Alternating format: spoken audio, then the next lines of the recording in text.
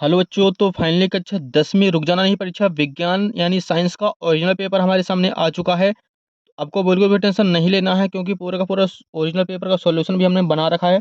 आप लोग देख सकते हैं बच्चों, ये हमने सॉल्यूशन बना रखा है और इस सॉल्यूशन को बनाने में 5 से 6 दिन लगे हैं बच्चों हमको।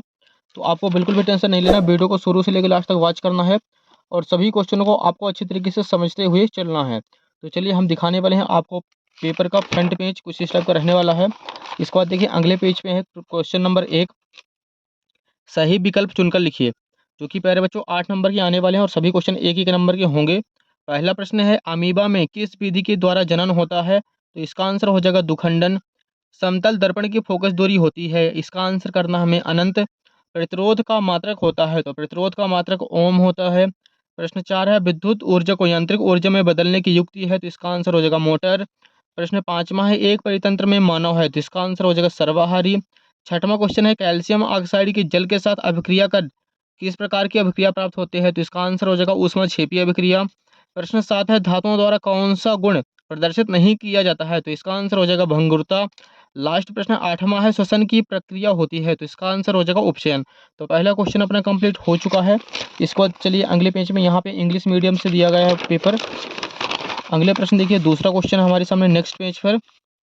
ये बच्चों 7 नंबर के आने वाले हैं और सभी क्वेश्चन एक एक नंबर के होंगे। पहला प्रश्न देखिए, वस्तुओं को हम प्रकाश की उपस्थिति में देख सकते हैं, तो पहले का आंसर करना है प्रकाश। दूसरा क्वेश्चन है, प्रिज्म द्वारा बैंगनी रंग की प्रकाश किरण का विचलन सर्वाधिक होता है। सिरके में एसिटिक अम्ल उपस्थित होता है, तो तीसरे का आंसर एसिटिक अम्ल करना है। अगला प्रश्न देखिए, चौथा है, दो या दो से अधिक वस्तुओं के समंगी मिश्रण को मिश्र धातु कहते हैं। अगला प्रश्न है, टेस्टोस्टेरोन हार्मोन का स्राव डेड डेज से होता है, तो इसका आंसर हो जाएगा वृषण। यदि एक पुष्प के परागकण दूसरे पुष्प में स्थानांतरित होते हैं तो यह प्रक्रिया पर परागण कहलाती है।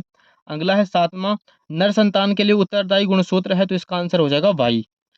दूसरा कंप्लीट हो चुका है। अगला प्रश्न देखिए तीसरा, जोड़ी मिलाइए आ दूसरे साइड है बा। मेंडल, तो मेंडल का आंसर करना है अनुवांशिकी के नियम। सरल सरल रेखी पथ, तो इसका आंसर हो जाएगा प्रकाश किरण।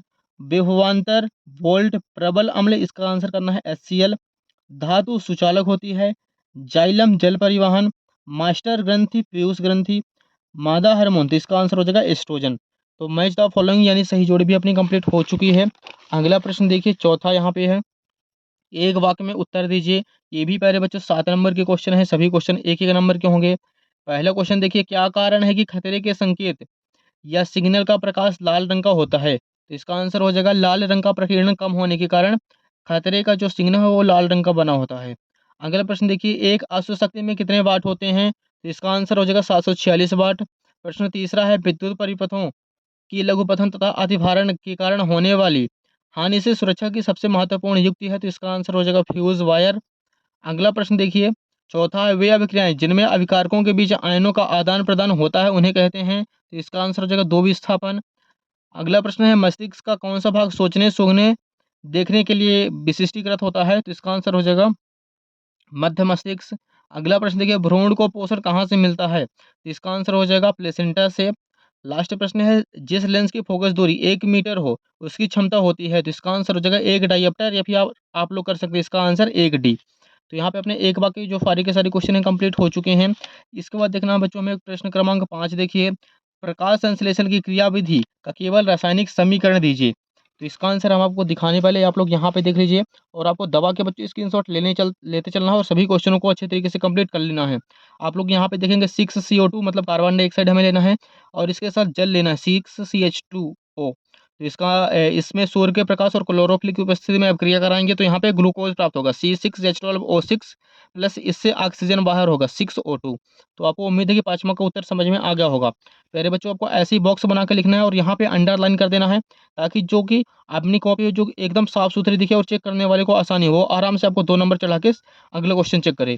अगला प्रश्न देखिए बच्चों, 6वां क्वेश्चन है, पुनरुद्ध भवन को परिभाषित कीजिए। तो 6वें का आंसर देखिए बच्चों, यहाँ पे हमने लिख रखा है इसका आंसर, शरीर के नवनिर्माण की वह शक्ति जिसके अंतर्गत शरीर के टूट जाने पर उसकी मरम्मत हो जाती है और प्रत्येक टुकड़ा पूर्ण होकर नया जीव बनाता है, पुनरुद्ध भवन या पुनर्जन्म कहलाता है। तो 6वें का आंसर कंप्लीट हो चुका है, आपको इसका भी स्क्रीनशॉट ले लेना है।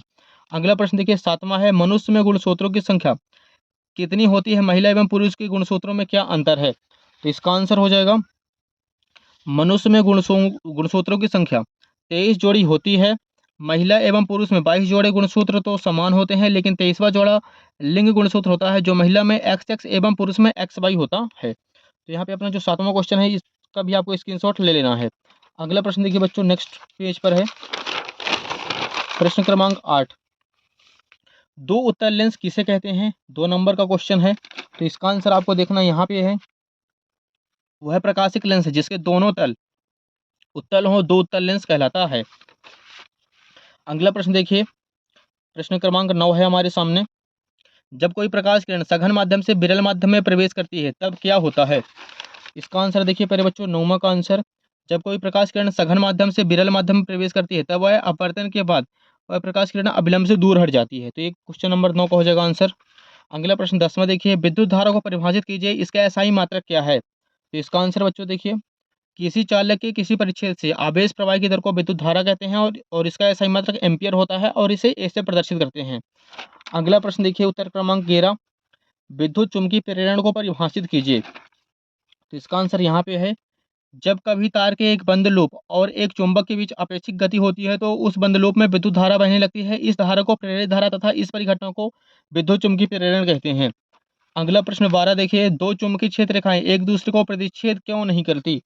तो इसका आंसर हो जाएगा, दो चुंबकीय क्षेत्र रेखाएं अगर आपस में प्रतिच्छेद करेंगी तो प्रतिच्छेद बिंदु पर क्षेत्र की तीव्रता की दो दिशाएं होंगी, जो कि असंभव है। तो ये हो जाएगा उत्तर क्रमांक 12 का आंसर। अगला प्रश्न देखिए, नेक्स्ट पेज पर है प्रश्न क्रमांक 13।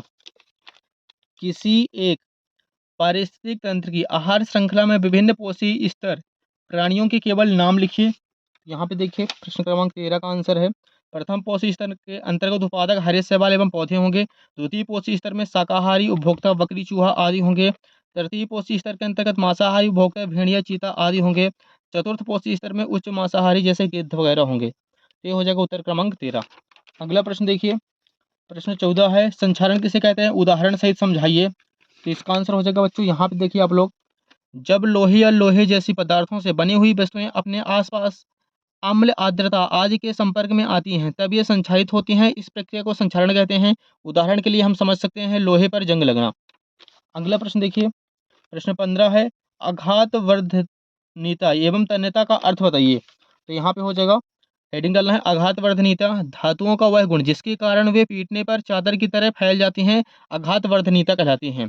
इसके बाद हेडिंग डालना है, तन्यता धातुओं का वह गुण जिसके कारण उनके तार खींचे जा सकते हैं, तन्यता कहलाती है। तो उत्तर क्रमांक 15 भी आपको समझ में आ गया होगा। अगला प्रश्न देखिए बच्चों, 16, संतृप्त एवं असंतृप्त कार्बन यौगिकों का केवल एक एक उदाहरण सहित समझाइए।